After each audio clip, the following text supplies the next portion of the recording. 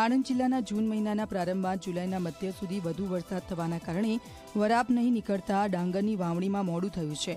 ખેડૂતોએ મોડે પણ ડાંગરની વાવણી શરૂ કરી દીધી છે। જોકે ખેડૂતો આ વર્ષે જો વરસાદ માપસરનો થાય તો ડાંગરનો પાક સારો થવાની આશા રાખી રહ્યા છે।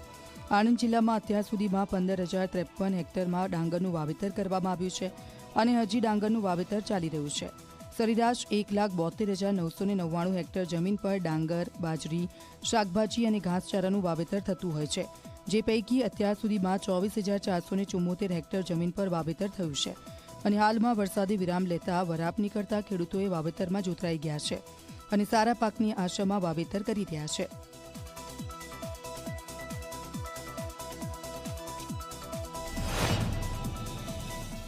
અત્યારે ડાંગરની વાવણી કરાયા પણ અત્યારે લેટ છે। વરસાદ સતત પડવાથી ડાંગરની વાવણી લેટ પડી રહ્યા છે।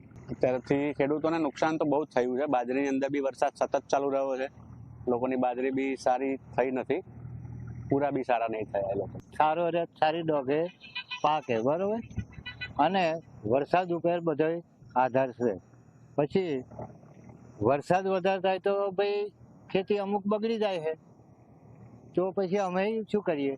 ડોગરનો ભાવ સારો જ મળવો જોઈએ ને। અત્યારે ખર્ચો કરીએ એવો ભાવ મળે તો સારું, પણ તે ઘડીએ ભાવ કાપી નાખે હોય।